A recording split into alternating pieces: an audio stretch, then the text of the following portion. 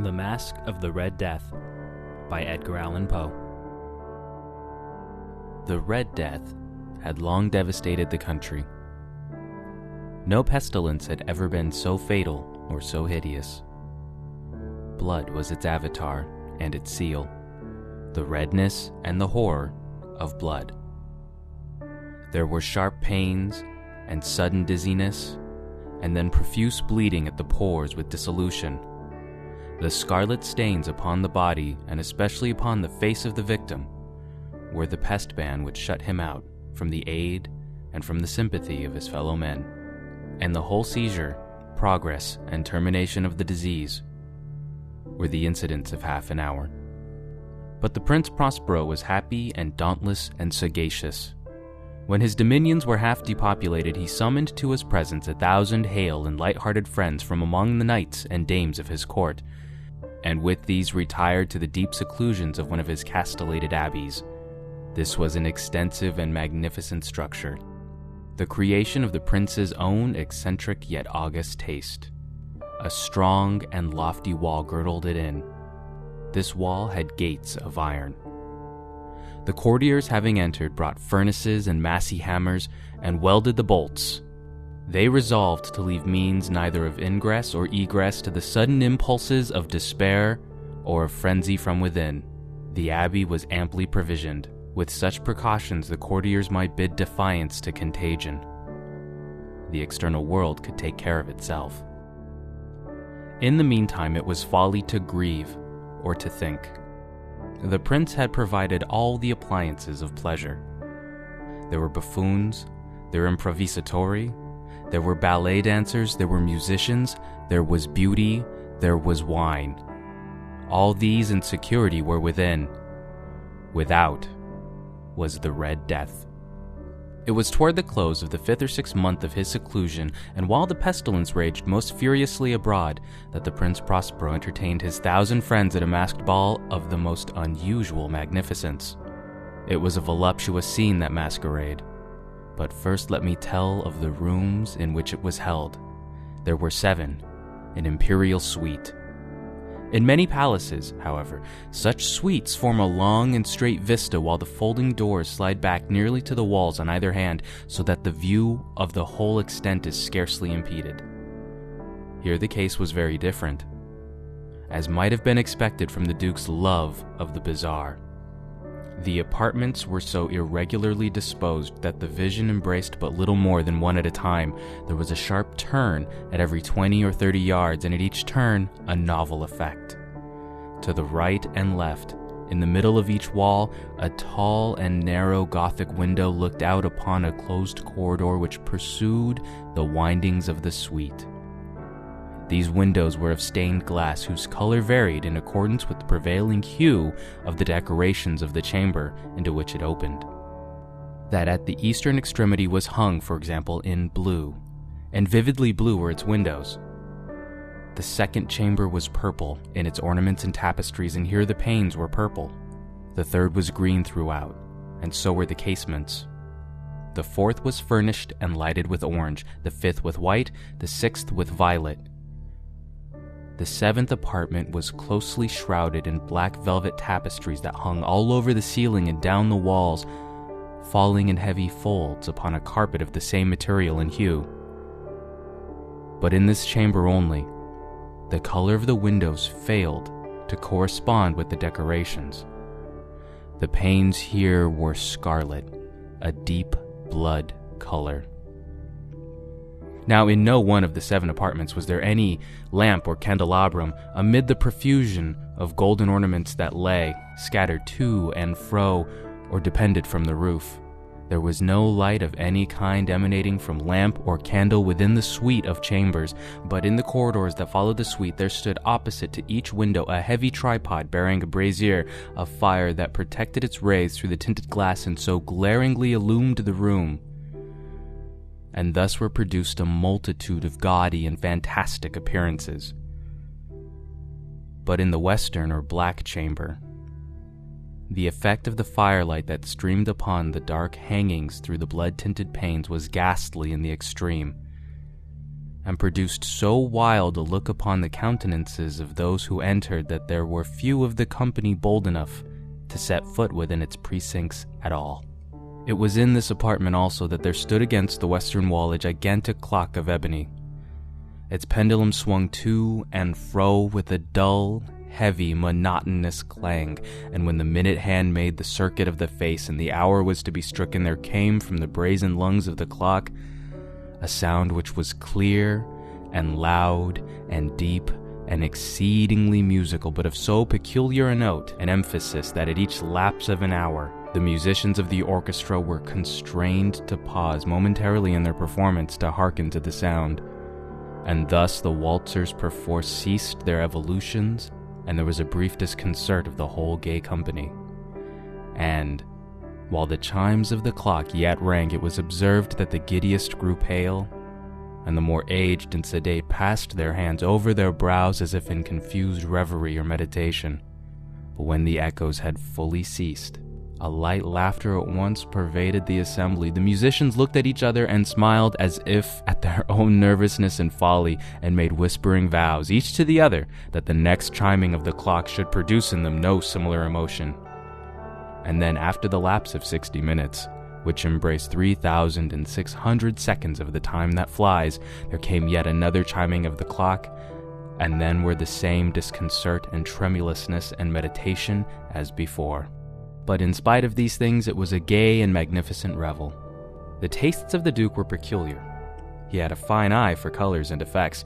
He disregarded the decora of mere fashion. His plans were bold and fiery. His conceptions glowed with barbaric luster. There are some who would have thought him mad. His followers felt that he was not. It was necessary to hear and see and touch him to be sure that he was not.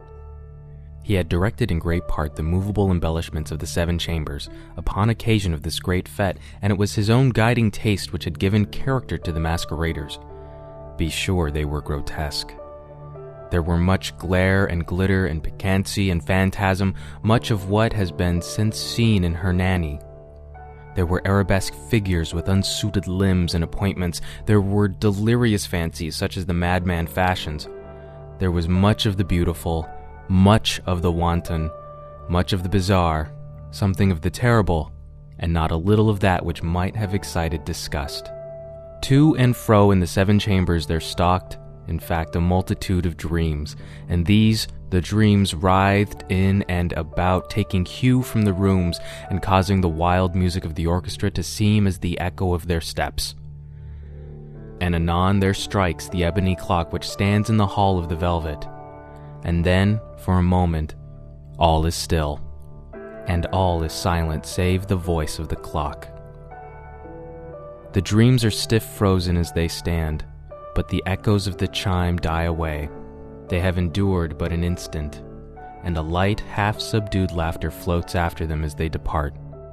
And now again the music swells, and the dreams live and writhe to and fro more merrily than ever, taking hue from the many-tinted windows through which stream the rays from the tripods. But to the chamber which lies most westwardly of the 7, there are now none of the maskers who venture, for the night is waning away, and there flows a ruddier light through the blood-colored panes, and the blackness of the sable drapery appalls. And to him whose foot falls upon the sable carpet, there comes from the near clock of ebony a muffled peal more solemnly emphatic than any which reaches their ears who indulge in the more remote gaieties of the other apartments. But these other apartments were densely crowded, and in them beat feverishly the heart of life, and the revel went whirlingly on until at length there commenced the sounding of midnight upon the clock. And then the music ceased, as I have told, and the evolutions of the waltzers were quieted, and there was an uneasy cessation of all things as before, but now there were 12 strokes to be sounded by the bell of the clock, and thus it happened, perhaps, that more of thought crept, with more of time, into the meditations of the thoughtful among those who reveled.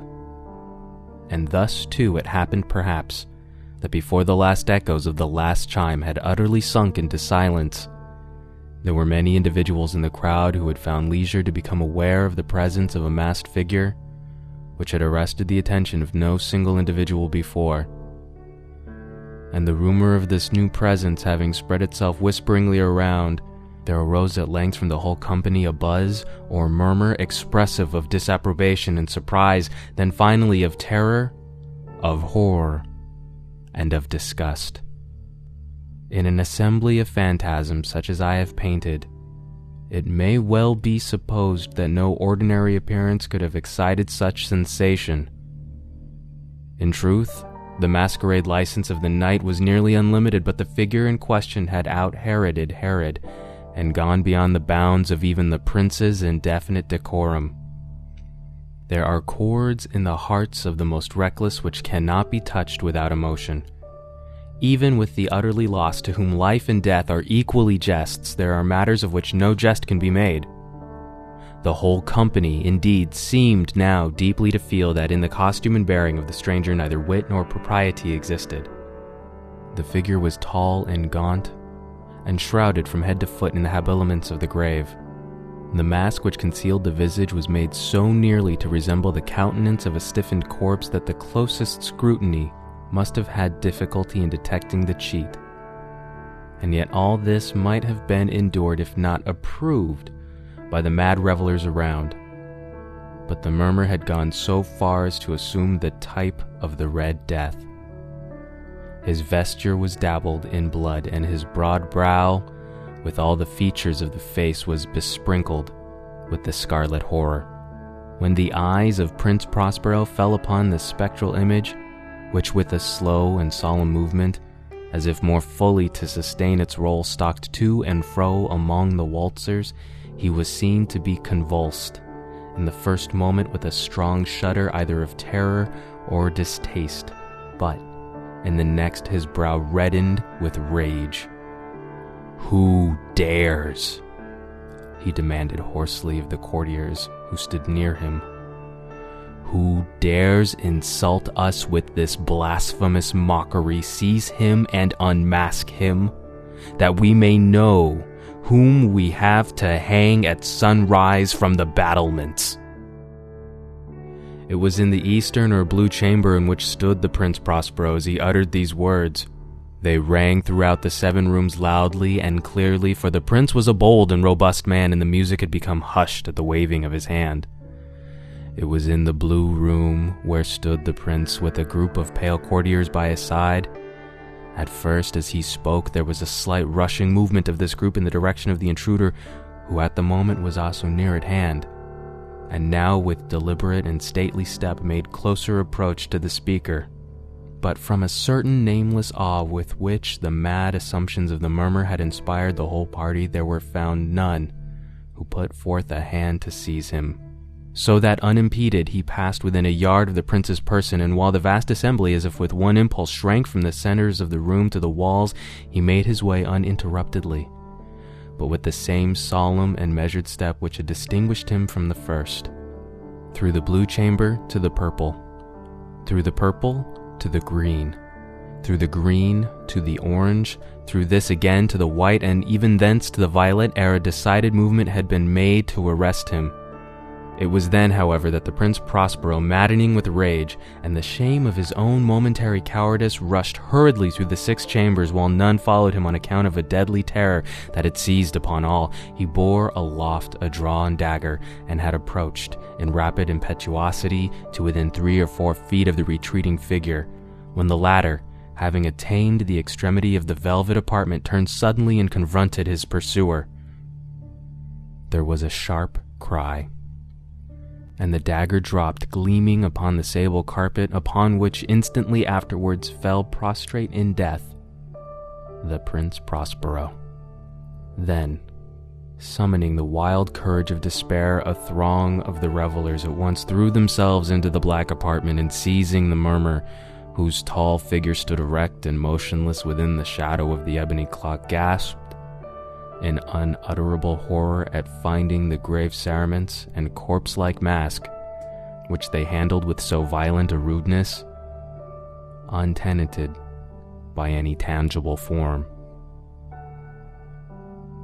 And now was acknowledged the presence of the Red Death. He had come like a thief in the night, and one by one dropped the revelers in the blood-bedewed halls of their revel, and died each in the despairing posture of his fall. And the life of the ebony clock went out with that of the last of the gay, and the flames of the tripods expired, and darkness and decay and the Red Death held illimitable dominion over all.